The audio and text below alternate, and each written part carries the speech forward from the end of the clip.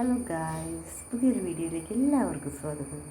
അപ്പം ഞാനിന്ന് ഉണ്ടാക്കാൻ പോകുന്നത് കത്രിക്ക അഥവാ വഴുതനങ്ങ കൊണ്ടൊരു കുളമ്പ് എന്ന് പറയില്ലേ തമിഴ്നാട്ടുകാർ, അതേമാതിരി മുളകിട്ട് വയ്ക്കാം. നമുക്ക് മുളകിട്ടൊരു കറിയാണ് ഉണ്ടാക്കുന്നത് കേട്ടോ, മീൻകറി മാതിരി. ഓക്കെ, അതിന് ഞാൻ 5-6 ചെറിയ ഉള്ളി, 2 ചുള വെളുത്തുള്ളിയൊക്കെ നിങ്ങൾക്ക് ആവശ്യത്തിന് എടുക്കുക. ഉള്ളിയൊക്കെ അതെ, എത്ര വഴുതനങ്ങ ഉണ്ടെച്ചാൽ അതനുസരിച്ചിട്ട് നമുക്ക് എടുക്കാം. പിന്നെ ഞാൻ ഇഞ്ചി എടുത്തിട്ടുണ്ട്, പച്ചമുളക് എടുത്തിട്ടുണ്ട്, കറിവേപ്പില വേണം, പിന്നെ വഴുതനങ്ങ, പിന്നെ മുളക് പൊടി, മഞ്ഞൾപ്പൊടി, മല്ലിപ്പൊടി, ഇത്രയും സംഭവങ്ങളാണ് വേണ്ടത്.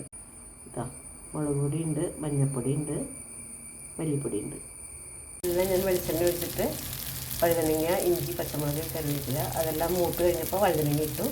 വഴുതനങ്ങ വാടി വന്ന് കഴിയുമ്പോൾ ഞാനിത് പകുതി തക്കാളി ഇട്ടിട്ടുണ്ട്, അതും കൂടി ഇട്ട് കൊടുക്കാം നമുക്ക്. അതിനുശേഷം മുളക് പൊടി എടുത്തിട്ട് ഇടാം.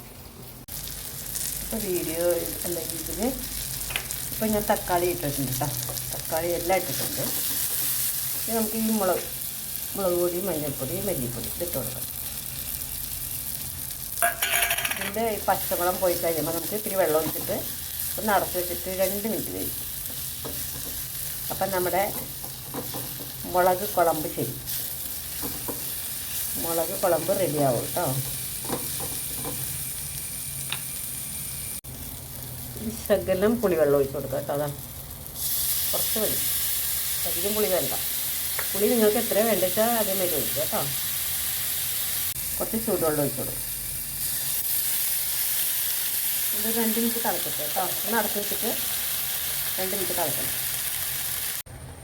ഇതാ നമ്മുടെ മുളക് കുളമ്പ് റെഡി ആയിട്ടുണ്ടെങ്കിൽ, അല്ലെങ്കിൽ കത്രിക്ക മുളകിട്ടത് റെഡി ആയിട്ടുണ്ട്. നല്ല ടേസ്റ്റാണ് കേട്ടോ. ഞാനൊരു നുള്ളു പഞ്ചസാരയും കൂടി ഇട്ടിട്ടുണ്ട് കേട്ടോ. അടിപൊളി ടേസ്റ്റാണ്. നിങ്ങൾ ഇത് മാത്രം മതി നമുക്ക് ചോറിനാൻ. ഇത്തിരി തൈരും കൂടി ഉണ്ടെങ്കിൽ, പുളിയില്ലാത്ത തൈരും ആണെങ്കിൽ നല്ല അടിപൊളി ടേസ്റ്റ് ആയിരിക്കും. പുളി നമുക്ക് വേണ്ടത്ര ചേർത്താൽ മതി. ഇപ്പോൾ എനിക്കധികം പുളിയെ ഇഷ്ടമില്ലാത്ത കാരണം ഞാൻ വളരെ കുറച്ചേ ചേർത്തിട്ടുള്ളൂ. 2 നുള്ളു പഞ്ചസാര ഇട്ടു. 2 മിനിറ്റ് തിളപ്പിച്ച് കഴിഞ്ഞപ്പോൾ അത് റെഡിയായി. ഞാൻ സ്റ്റൗ ഓഫ് ചെയ്യാൻ പോവാണേ. അപ്പോൾ അതാ അത് ശരിയായി. എന്താ ഞാൻ നോൺ സ്റ്റിക്കിൽ ഉണ്ടാക്കിയത്, അതുകൊണ്ടാണ് ഈ വുഡൻ ടെസ്റ്റിലെടുത്തത്. അപ്പം നിങ്ങളും ഇതേമാതിരി ട്രൈ ചെയ്ത് നോക്കുക. Thanks for watching video.